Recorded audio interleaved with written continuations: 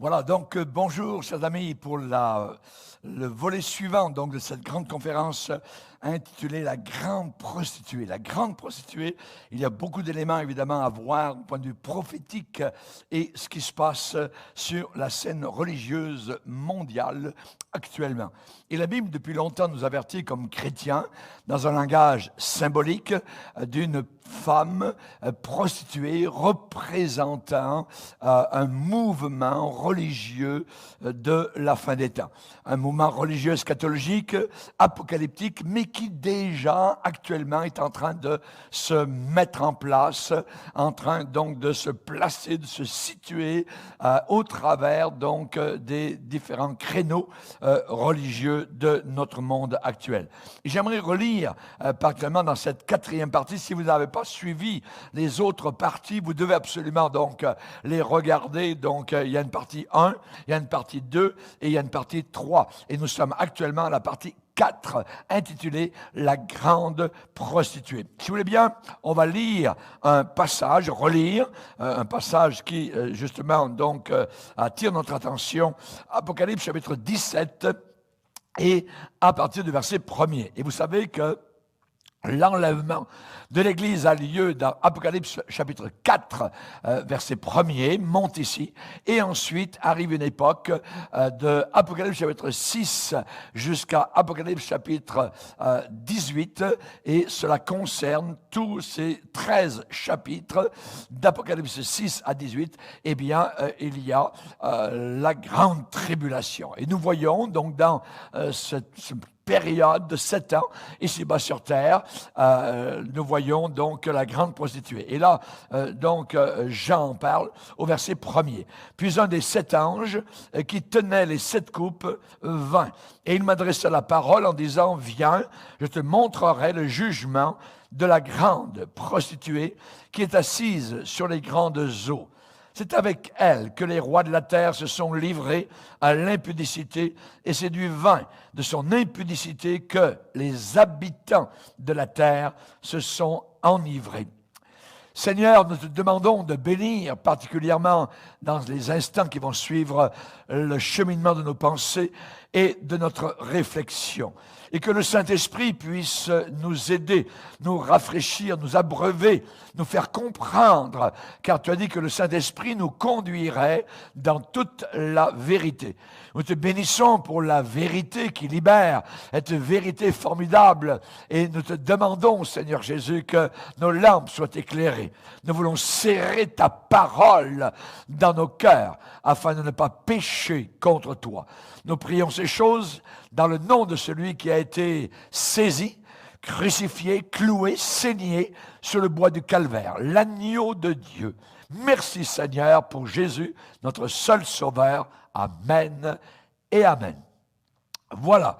Donc nous arrivons particulièrement à cette partie, ce volet de cette conférence appelée la grande prostituée. Nous avons vu déjà différentes choses, je n'y reviendrai pas, et j'aimerais continuer simplement donc en vous disant que actuellement la femme et ses enfants méchants, eh bien, sont nombreux.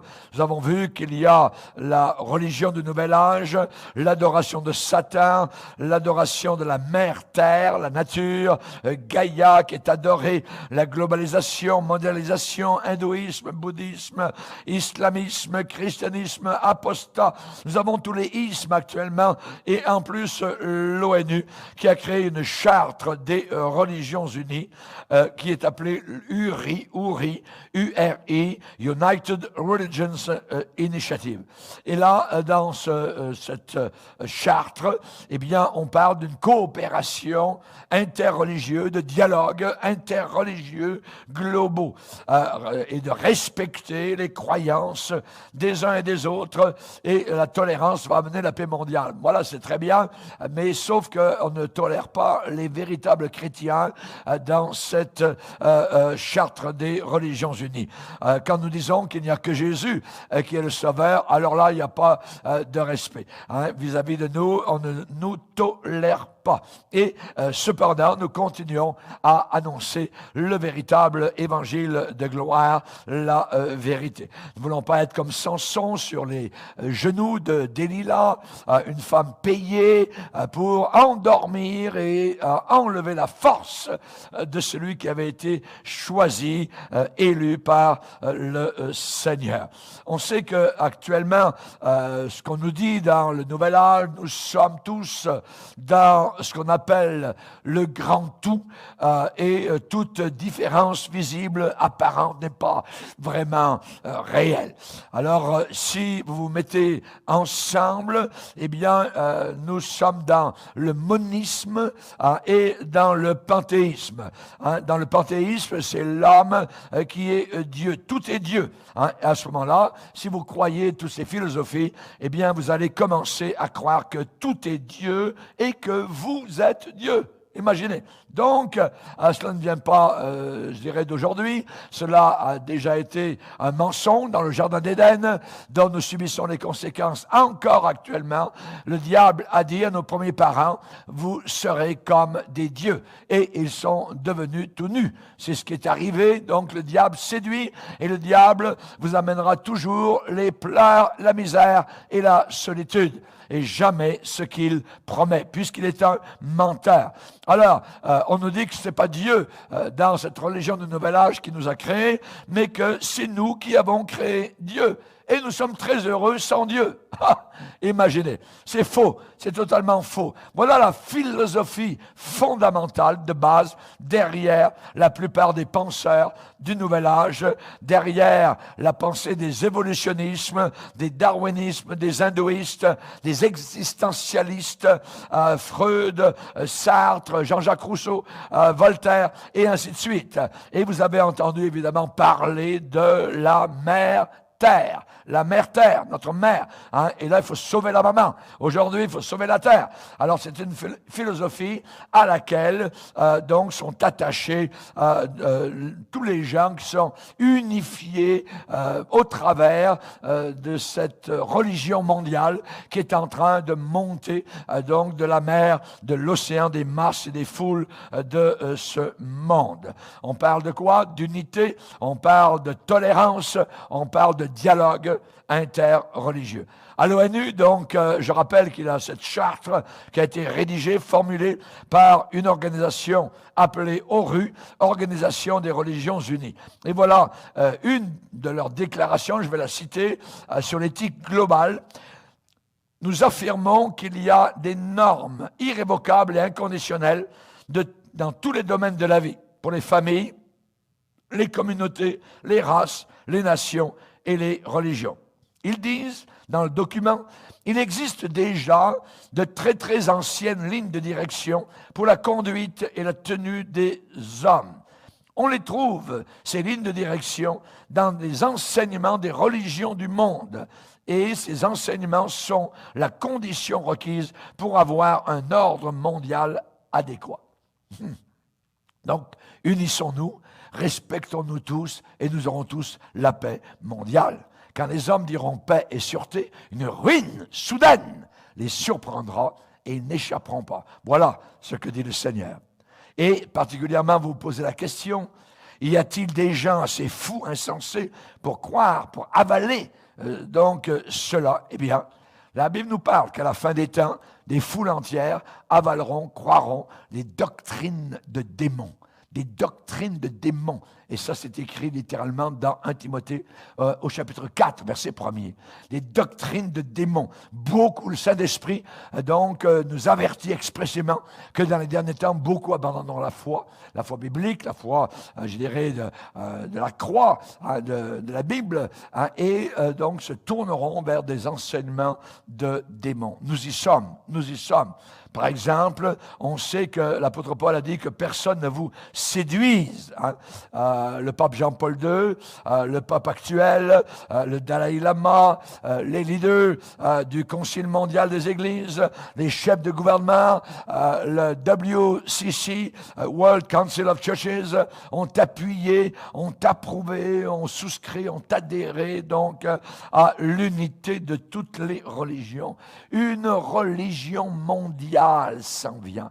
Une religion mondiale est en train de monter. Et toutes les religions mondiales seront sous l'autorité et la protection de Rome. Ne l'oubliez jamais.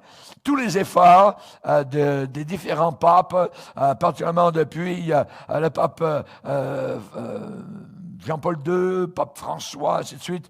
Donc, tous leurs efforts ont été en vue de la réunification de toutes les religions. Cela est très, très connu, on le sait. Et pour le chef du Vatican actuel, eh bien, par exemple, là, il a été dit, les prières des bouddhistes, les prières des sorciers, les prières des spirites constituent une énergie spirituelle fondamentale qui crée un nouveau climat pour la paix. Imaginez, main dans la main avec le diable.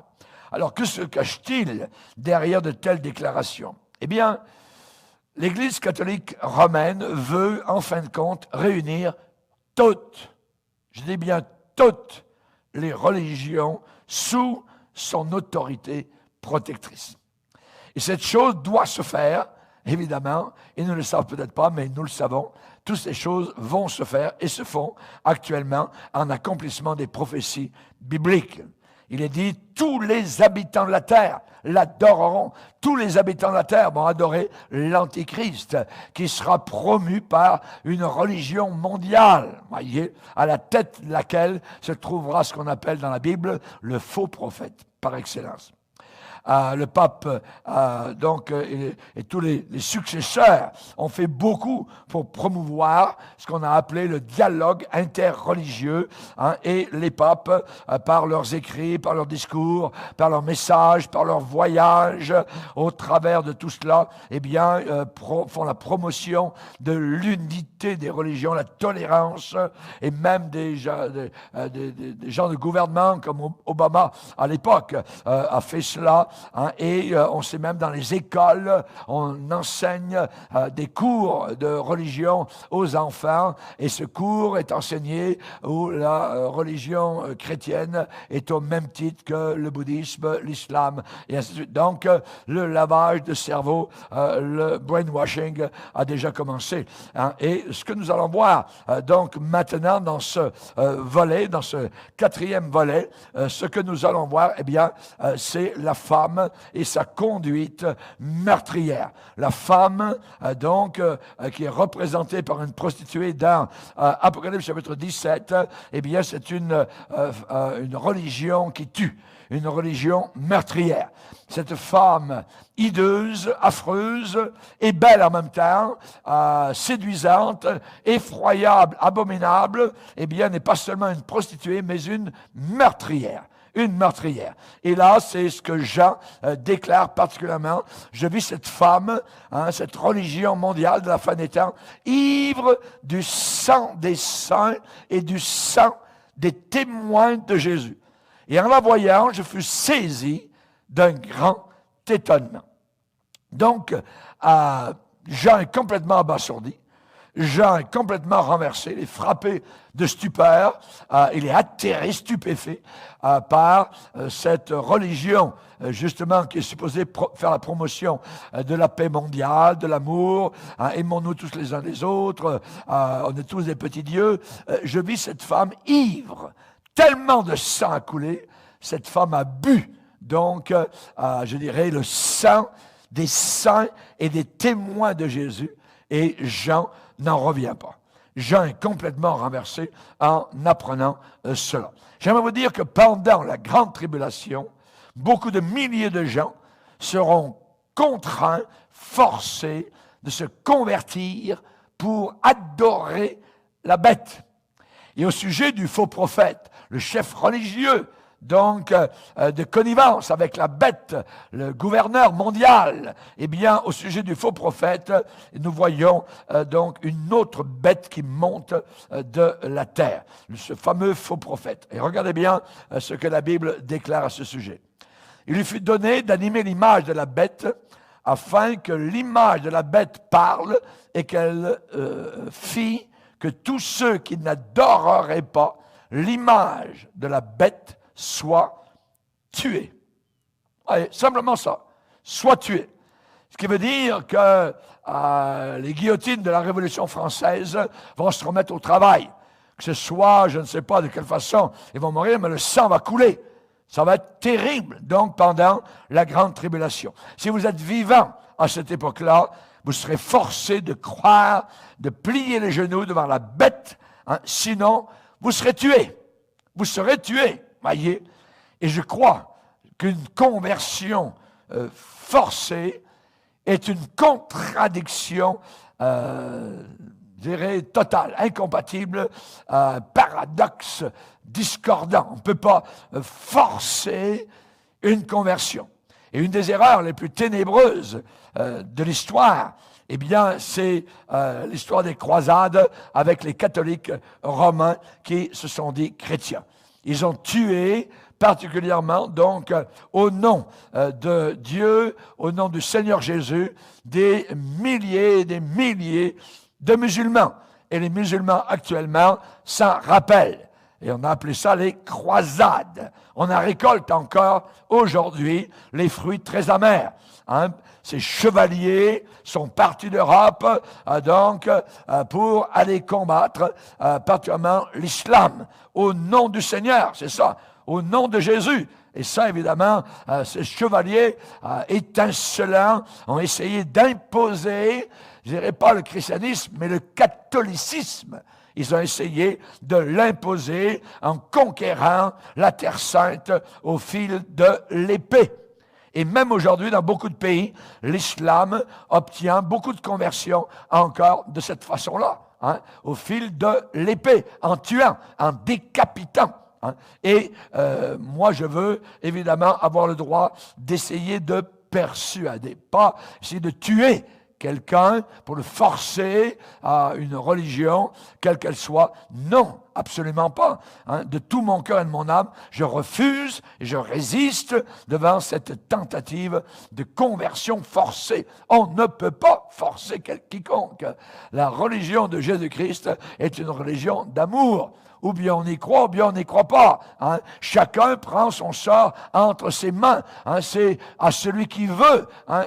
Il peut venir, il peut être pardonné. Il vient à la croix du calvaire. Hein. Le Seigneur nous fait entrer dans une relation d'amour. Et l'amour ne peut jamais être forcé au prix du sang, au prix des gouttes de sang. Hein. Tu vas devenir un adepte de ma religion, ainsi de suite. Et l'Église catholique romaine a fait cela au travers des croisades, au travers de l'Inquisition, que de millions et de millions donc de personnes sont mortes, hein, particulièrement dans la France, dans le sud de la France, particulièrement si un jour vous allez à Carcassonne, allez absolument dans la vieille ville et visitez le musée de l'Inquisition. Je l'ai visité moi-même, hein, et vous allez voir la réalité des choses et de cette Église catholique romaine. Donc, elle a versé beaucoup de sang. Et durant la grande tribulation, c'est elle encore qui va donc être à la tête et diriger évidemment tout ce mouvement. Donc, pendant la grande tribulation, ce sera une époque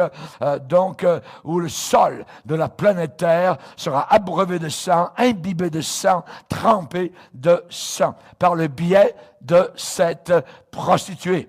Il y a deux mots en latin. J'aimerais, juste entre parenthèses, puisqu'on parle de la grande prostituée religieuse, il y a deux mots en latin, putidis et prostituere. Et j'aimerais vous en parler de ces deux mots, puisque c'est de là que vient la prostituée. La prostituée, voyez, le premier, putidis ou putidis, voyez, ça veut dire gâté, pourri, puant. Voyez, putidis, puant. Et dans l'ancien français, le français ancien, ça a fait putain et ça a fait pute. Imaginez. Donc, les prostituées, à cette époque-là, portaient ce nom-là. Et ça veut dire en latin puant, pourri, gâté. Et quand la Bible parle de la grande prostituée, ça veut dire celle qui pue, celle qui est gâtée, celle qui est pourrie. Et le deuxième mot, c'est prostituée. Ça veut dire déshonorer. Une prostituée va vous déshonorer. Et déshonore. Particulièrement, on sait que durant le coronavirus, eh bien, par le biais de la plateforme Zoom, les prostituées qui ne travaillaient plus sur les rues, eh bien, ont commencé à travailler sur la plateforme Zoom. Et c'est quelque chose de terrible, mondial, qui est en train de se passer. C'est abominable. Comme du temps de Noé, toute chair avait corrompu sa voix devant l'Éternel. Et durant la grande tribulation, eh bien, cette grande prostituée religieuse va monter des eaux et des océans du monde entier. Donc, prostituer, ça veut dire déshonorer, faire un usage dégradant, avilissant. Et on sait que la fausse religion a déjà produit beaucoup de sang versé, beaucoup de sang qui a coulé. Déjà au 1er siècle, les premiers chrétiens étaient jetés aux lions. Donc les lions venaient et au travers de leur gueule, eh bien, emmenaient tous ces chrétiens avec leurs pasteurs jusqu'aux portes du ciel où ils étaient les bienvenus. Donc ce n'est pas d'aujourd'hui. Ce n'est pas d'aujourd'hui. Donc la fausse religion a déjà produit du sang qui a coulé. C'est pourquoi je dis que le christianisme n'est pas vraiment une religion. Le christianisme est une relation. C'est une relation étroite, pleine de vie avec notre Seigneur Jésus-Christ. Nous n'avons pas de religion à proposer. Je prêche l'Évangile depuis 50 ans et plus, et je n'ai jamais proposé une religion. Je ne dis pas venez à moi, venez à un mouvement religieux. Je dis venez à Jésus, venez à lui. C'est lui qui sauve. Il est appelé le seul sauveur du monde.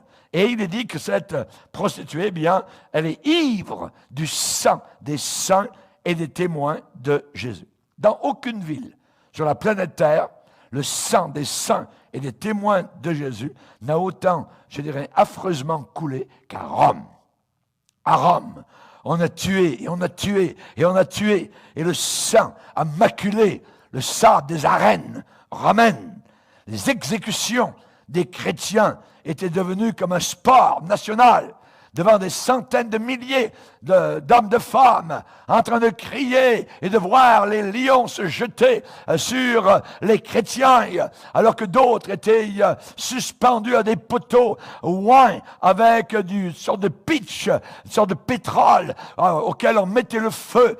Et là, c'était un spectacle merveilleux pour les Romains. Ce n'est pas d'aujourd'hui. Ce n'est pas d'aujourd'hui. Voyez, le signe distinctif, exceptionnel. Donc, cette femme est ivre du sang des saints et des témoins de Jésus. Eh bien, ce signe distinctif ne peut s'appliquer qu'à très peu de villes avec autant de netteté qu'à Rome.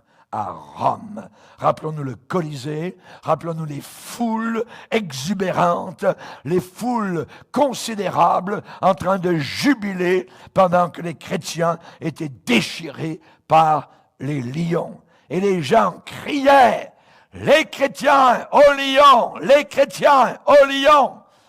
Chers amis, cela va revenir. Cela va revenir.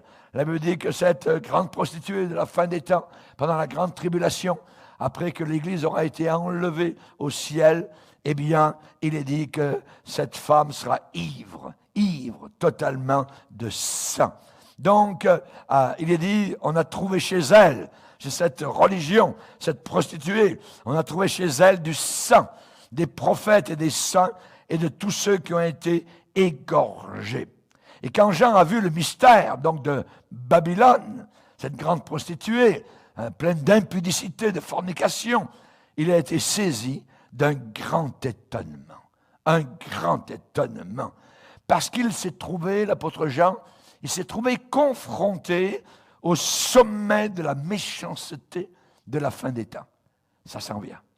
La méchanceté de la fin des temps, la méchanceté des temps de la fin. N'oubliez pas, ce mouvement religieux est appelé dans la Bible la mère des impudiques et des abominations de la terre. L'étonnement de Jean est quelque chose à réfléchir. En la voyant, je fus saisi d'un grand étonnement. Cette femme, richement vêtue, lui apparaît belle et répugnante, puante, prostituée, tour à tour. Et là, Jean a un sentiment de perplexité. Il est dans l'embarras. Il est étonné, il est ahuri, stupéfait. Il est très, très, très surpris. Il est même dans la stupeur. Cette femme symbolise le peuple de Dieu infidèle, apostat. C'est un système de pensée, c'est une philosophie de vie, et Jean l'apôtre sait cependant que deux grands mystères opposés doivent s'accomplir côte à côte. Premièrement, le mystère du corps de Christ. Paul va parler du mariage entre un mari et son épouse. Il va dire, ce mystère est grand. Le mystère du mariage entre un homme et son épouse. Ce mystère est grand. Et je dis cela par rapport à Christ et à l'Église. Et à l'Église. L'Église est l'épouse de Christ. Christ est notre époux. Et nous vivrons pour l'éternité dans cet état-là. Il y a un deuxième mystère dans la Bible qui est côte à côte. C'est le mystère de l'iniquité dirigé par Satan. 2 Thessaloniciens, chapitre 2, verset 7, le mystère de l'iniquité agit déjà. Le mystère de l'iniquité. Comment se fait-il qu'on veuille contrôler le monde, qu'on veut traquer le monde avec les G5, avec les iPods? Pourquoi contrôler? C'est mystérieux. Mais la Bible appelle cela le mystère de l'iniquité. Le mystère de l'iniquité agit déjà. Et nous allons voir maintenant particulièrement la femme et son prince consort. La femme, le mouvement religieux de la fin des temps, avec son prince monstrueux, son prince consort. Voyez, consort, ça vient du latin, consors, ça veut dire qu'il partage le sort. Ça veut dire qu'il est associé. Dans le mot associé, il y a le mot sort. Donc c'est ensemble. Il y a deux éléments qui travaillent ensemble. Il y a la femme, le mouvement religieux, mais ce mouvement religieux est porté par une bête, par un mouvement gouvernemental. Voyez? Donc, je l'appelle son prince consort. Cette femme, donc, a un ami appelé la bête. Et ils se fréquentent. Et ils se courtisent. Et ils ont des intérêts communs. J'aimerais parler d'elle comme étant l'épouse de la bête. Comme nous, Église, nous sommes l'épouse de Jésus-Christ. Mais je ne pourrais pas vous parler d'elle comme étant épouse. Pourquoi? Parce que je ne le crois pas. Parce qu'ils ne seront jamais mariés vraiment ensemble. Et Apocalypse 17, verset 3 nous le révèle. Et il me transporta en esprit dans le désert, et je vis une femme assise sur une bête. La bête, c'est le principe gouvernemental unique de la fin des temps, écarlate, pleine de noms de blasphème, ça veut dire couverte de noms de blasphématoires, ayant 7 têtes et 10 cornes. Et voilà ici donc l'alliance ultime de l'Église avec l'État. L'Église et l'État marchant ensemble. La femme est portée par la bête. Ils se fréquentent, ils se courtisent, ils voyagent ensemble, ils se visitent, ils ont des intérêts communs. Monsieur le président de tel pays s'en va visiter Rome. Et là, il a une conversation élaborée avec le chef de l'Église romaine catholique mondiale. Donc, c'est une alliance ultime de l'Église et de l'État. Et dans Apocalypse 17, il est dit, pourquoi, l'ange me dit, pourquoi t'étonnes-tu? Je vais te dire le mystère de la femme et de la bête qui la porte et qui a 7 têtes et 10 cornes. Donc l'ange qui conduit, qui pilote l'apôtre Jean dans l'Apocalypse, cet ange rappelle à l'apôtre Jean, il ramène il est abasourdi parce qu'il voit, et l'ange le ramène à la réalité à cause de son étonnement et va lui proposer de lui révéler le mystère de cette femme qui est portée, qui est soutenue, donc qui est élevée par la bête, le système gouvernemental unique, mondialiste, globaliste de la fin des temps. Et ce passage nous dit que la bête, donc, va être portée, elle va être promue. Et on sait particulièrement que Satan va être, je dirais, autant, à l'œuvre dans la bête, puisque l'Antéchrist sera possédé littéralement par Satan, comme Hitler pouvait l'être à l'époque. Et on sait particulièrement donc que l'Antéchrist et ses 10 chefs porteront la prostituée, la grande Babylone, l'Église apostate, le mouvement religieux de la fin des temps. Alors nous allons voir la puissance, le pouvoir avec laquelle, je dirais, la bête va arriver, la bête va se présenter. J'aimerais vous rappeler, vous chrétiens, donc nous ne verrons pas la bête. Il faut que celui qui le retienne ait disparu. Donc, il y a une disparition, un enlèvement soudain. L'Église sera enlevée, disparaîtra. Et ensuite, paraîtra la bête. Ensuite, paraîtra l'impie. Donc, Apocalypse 17 et le verset 9 nous parle de cela. C'est ici l'intelligence qui a de la sagesse. Les 7 têtes sont 7 montagnes sur lesquelles la femme est assise. Quelle ville, ici-bas sur terre, est bâtie sur 7 collines? Il n'y a qu'une seule ville sur la face de toute la terre qui est bâtie sur 7 collines. Et c'est connu. Rome, donc, est bâtie sur 7 collines. La femme que tu as vue, c'est la grande ville qui a la royauté sur les rois de la terre. Et on sait particulièrement donc que tous ces rois-là, à la fin des temps, ont un même dessein et ils vont donner leur puissance, ils vont verser leur gouvernement, leur autorité, à qui? À la bête. Donc, ça sera fini, je dirais d'une certaine manière, les frontières nationales, les souverainetés nationales, ça sera un gouvernement donc mondial. Et nous voyons déjà cela en train de se préparer par les globalistes actuellement. Et on sait particulièrement que donc l'euro est en train donc de se mettre en place pour unir sur une même géolocalisation donc l'empire romain de la fin des temps. C'est le même empire donc que Rome à l'époque, avec les mêmes distanciations depuis le haut de l'Angleterre jusqu'aux forêts profondes de l'Allemagne et allant jusque vers la Syrie et allant revenant vers par Israël, remontant autour de l'Égypte, la Libye, le Maroc, et ainsi de suite. Donc, l'Espagne. Donc, c'est sur cet emplacement que aura lieu, évidemment, les événements principaux qui gouverneront le monde entier à la fin des temps. Alors, évidemment, c'est Rome qui est bâtie sur cette colline. Et est-ce que cette puissance sera concentrée à Rome? Et on sait que particulièrement, si vous avez aujourd'hui l'Union européenne, eh bien, cela a commencé en 1957. Où ça? À Rome. À Rome. Une demi-douzaine, environ 6 ou 7 pays européens ont signé en 1957 le traité de Rome, un traité très important.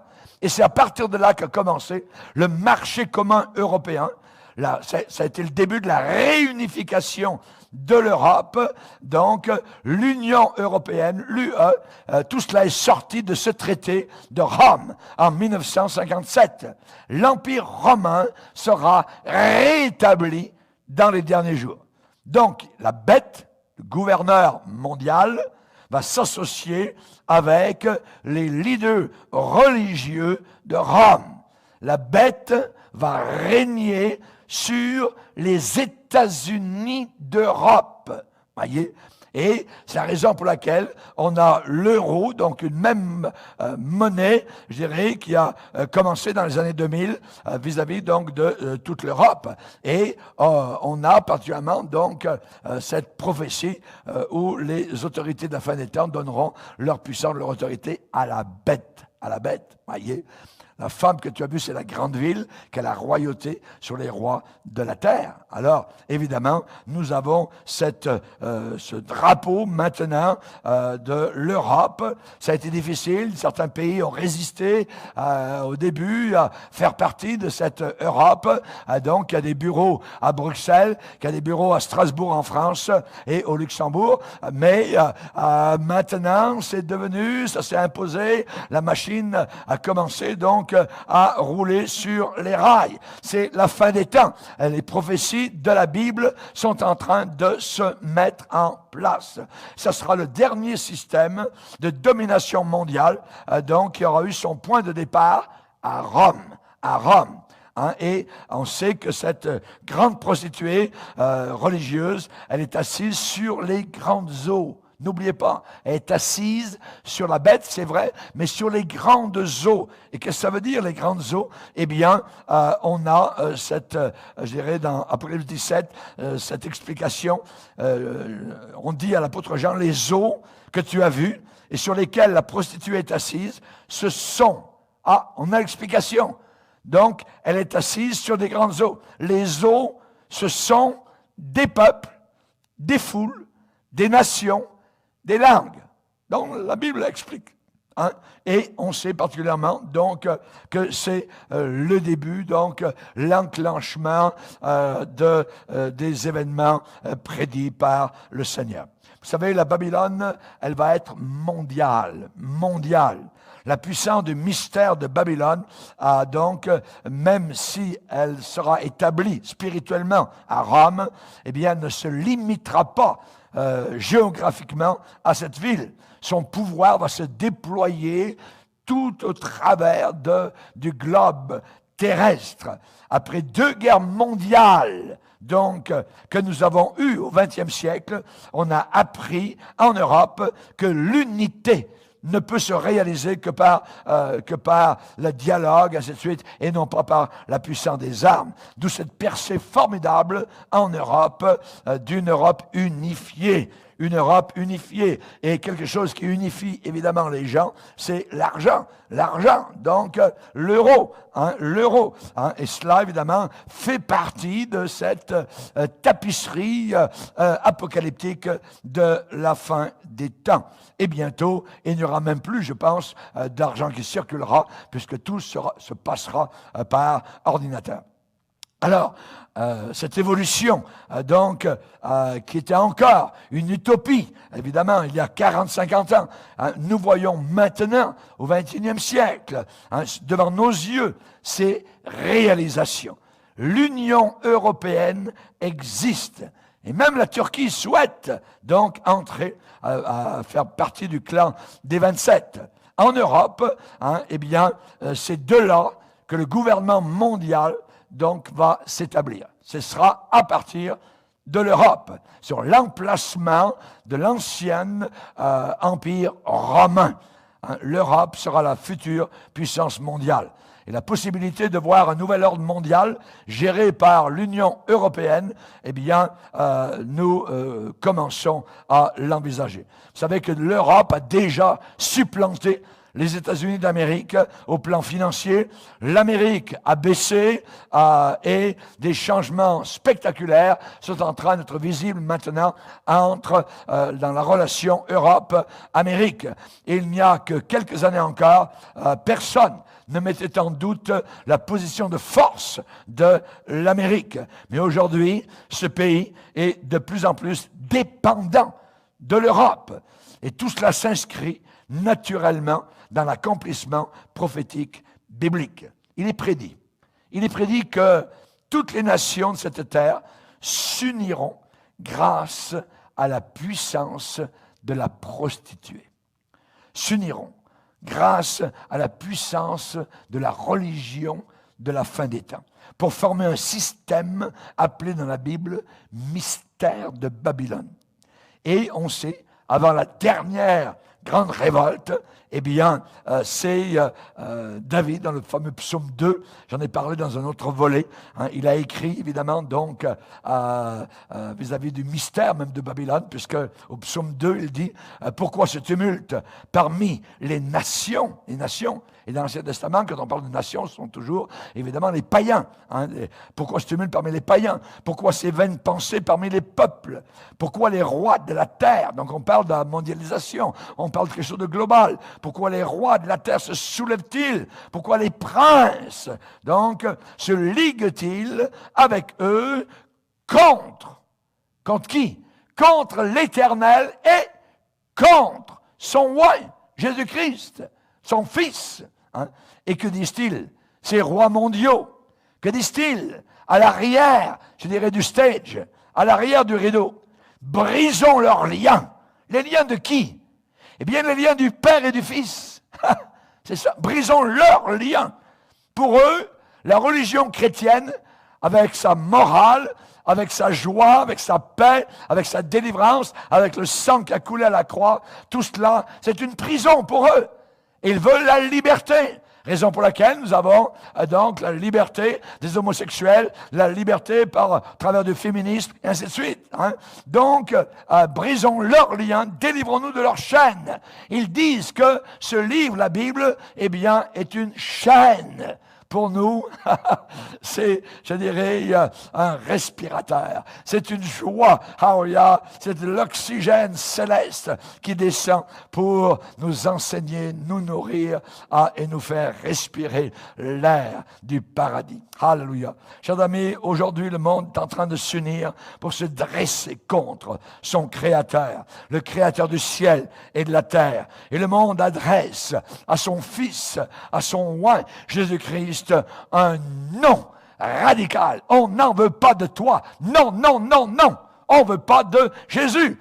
On peut prier Dieu. Oh oui, Dieu, Dieu, Dieu, Dieu. Voyez. Mais Jésus-Christ fait mal aux démons et à l'enfer. Parce que c'est à la croix que Jésus-Christ a écrasé la puissance de Satan. Chers amis, j'aimerais vous dire que les gens avec qui, évidemment, ce prince consort de la bête viendra, eh bien, il viendra, la Bible dit 10 cornes. On parle de 10 cornes. Les 10 cornes que tu as vues, ce sont 10 rois qui n'ont pas encore reçu de royaume, mais qui reçoivent autorité comme roi pendant 1 heure avec la bête. Donc, on parle ici de 10 rois, particulièrement, qui vont s'unir. Les 10 cornes que tu as vues sont 10 rois qui n'ont pas encore reçu de royaume, mais qui reçoivent autorité comme roi pendant 1 heure avec la bête. On voit qu'ils ont, tous ces rois-là, qui remettent leur gouvernement entre les mains de l'Antichrist. Ils ont un même dessein, donc un même projet, ils ont la même idée, hein, ils ont été bien lavés dans le cerveau, dans leur tête, ils ont un même dessein et ils donnent leur puissance et leur autorité à la bête. À la bête. Donc, ils se rendent compte que la bête a plus de pouvoir qu'eux, ils se rendent compte que la bête a raison, et que finalement, non, il faut qu'ils redonnent, qu'ils se soumettent, qu'ils obéissent à ce gouvernement mondial de la fin des temps. Alors, une corne, hein, puisqu'on a parlé tout à l'heure de cornes, les 10 cornes. Dans la Bible, les cornes, hein, dans la prophétie biblique, ça parle de puissance, ça parle de pouvoir. Comme un animal qui a des cornes et qui se bat, voyez, la corne est un symbole de force, de puissance. 10 cornes, 10 puissants, voyez, c'est ça que ça veut dire. Les 10 cornes sur cette bête sont 10 rois marionnettes de l'Empire romain unifié, donc de l'Union européenne.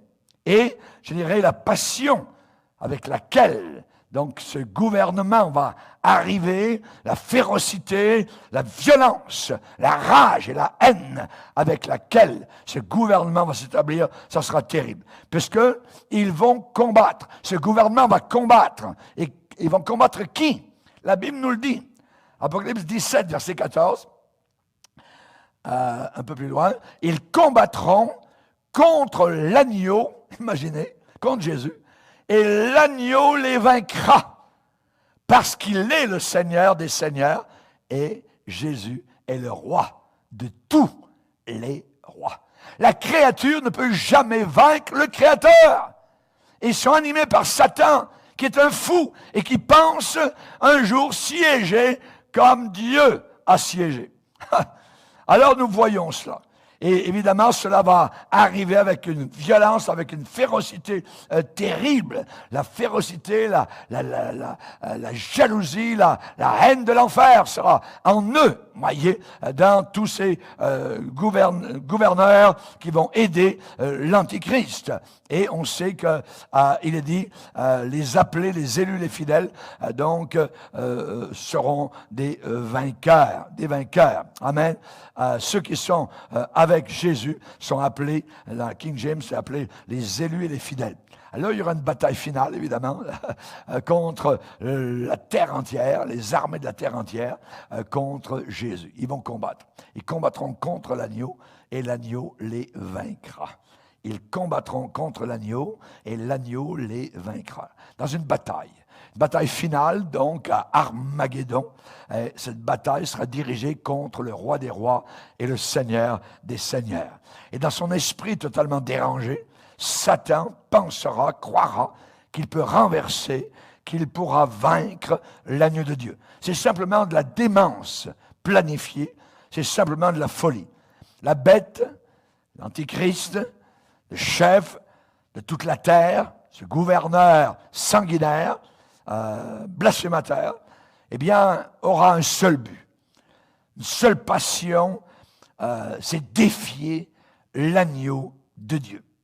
Et il va se pavaner sur l'histoire humaine, sur le stage, il va parader sur l'estrade pour simplement faire face à la défaite, à un échec total, à Armageddon, à sa mort et à son envoi en enfer pour l'éternité.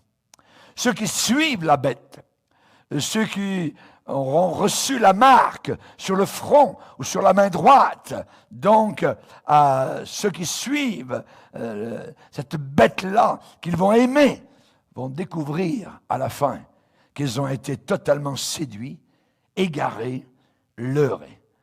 Et ils ont fait un très, très mauvais choix. Qu'as-tu choisi? Moi, j'ai choisi Jésus, le roi des rois et le Seigneur des seigneurs, qui les vaincra. L'union du monde entier sous l'Antichrist sera tellement forte et tellement séductrice que les hommes auront même le courage et l'audace de déclarer la guerre à Jésus, de déclarer la guerre à l'agneau. Et le mystère de Babylone est actuellement de plus en plus visible. Pourquoi? Parce que dans le domaine religieux, Jésus a dit « Je suis le seul chemin ».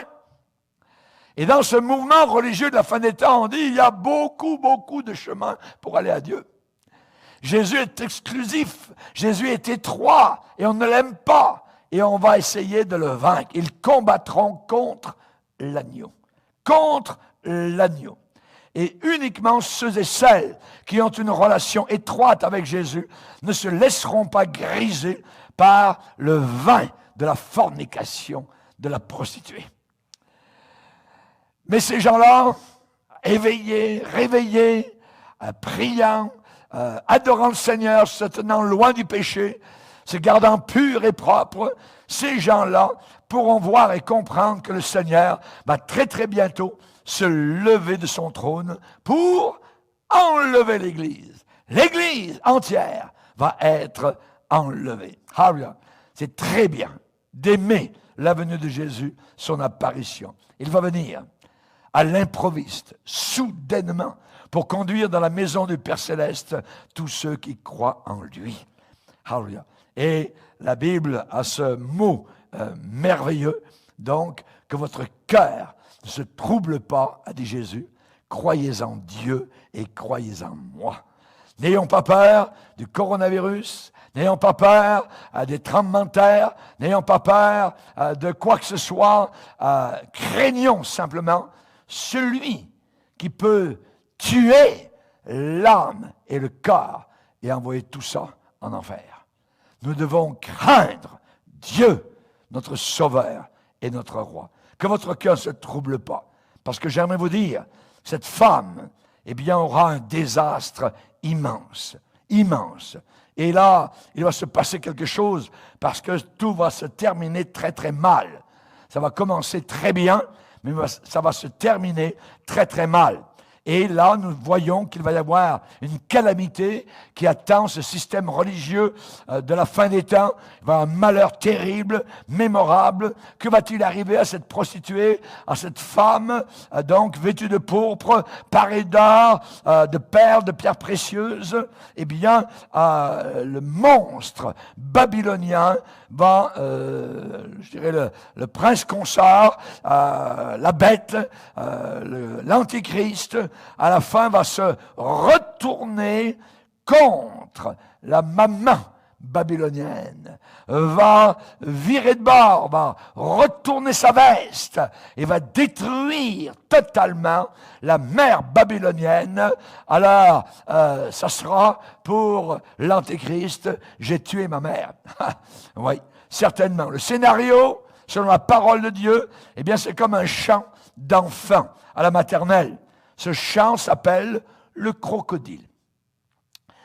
Il est dit, la jeune dame s'en alla naviguer sur les eaux par une belle journée d'été, sur le dos d'un crocodile. Vous voyez, dit-elle, il est bien soumis, il est bien docile, il est très bien apprivoisé, et je vais aller lui faire un petit tour sur le Nil. Le crocodile cligna de l'œil. Et la dame dit au revoir de la main avec délicatesse, avec un beau sourire sur le visage. Et à la fin du petit tour, la dame était à l'intérieur du crocodile et le crocodile avait un excellent sourire. C'est ce qui va arriver pour cette dame qui navigue sur le dos de la bête. L'écriture sur le mur est là, comptée, pesée, divisée pour cette association qui avait commencé de façon amicale, la femme et la bête. Et les mots de jugement, de condamnation sont déjà écrits. Il est dit dans Apocalypse 17, verset 16, les 10 cornes que tu as vues et la bête haïront la prostituée, la dépouilleront et la mettront à nu, mangeront ses chairs et la consumeront par le feu. Imaginez. C'est comme cela que l'histoire va se terminer. La lune de miel sera passée, sera finie, et dans sa colère enragée, l'antichrist, la bête, va la ravager. Lune de miel finie, et la lune de fiel commencera. Pourquoi va-t-il haïr tellement celle qu'il a portée? La jalousie. N'oublions pas que l'antéchrist sera animé de Satan à l'intérieur. C'est un homme possédé, l'antéchrist, la bête. Il est jaloux de toutes les richesses de la prostituée. Il les veut toutes pour lui-même. Il va la ravager, il va la brûler, et après l'avoir ravagée, il va la disgracier en la dénudant complètement, totalement. C'est-à-dire qu'ils la dépouilleront, la mettront à nu, mangeront ses chairs, la consumeront par le feu. Il va la mettre totalement à nu, la décaper. Ça veut dire fini les vernis. Fini. Il va la dévoiler, la dévêtir, la déshabiller, la déposséder, l'ébranler, la vider, l'arracher de ses couvertures, ses cachettes, la mettre en plein jour. Il va la dévorer en mangeant ses chairs. Il va la détruire en brûlant ce qui restera de son corps. Exactement comme les chiens ont mangé Jézabel, eh bien, elle aussi sera dévorée par l'Antéchrist. Pourquoi l'Antéchrist fera-t-il cela? Parce qu'il voudra être le roi du monde entier et ne supportera aucune compétition. L'Antéchrist va détruire la prostituée pour des raisons providentielles. Tout est prévu. Il faut que ces choses arrivent. C'est Dieu qui dirige. Ce n'est pas l'homme. Ça ne sera pas la bête.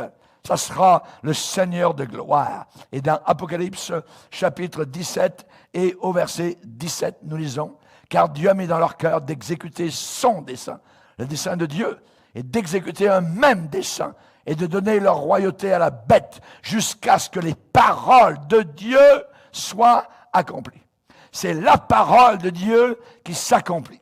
Ce ne sont pas les idées des hommes, les alliances des hommes, les gouvernements des hommes. Ce qui s'accomplit se réalise à la lettre. C'est la parole de Dieu. Nous avons le document en 66 livres. Lisez-le, lisez-le, étudiez-le.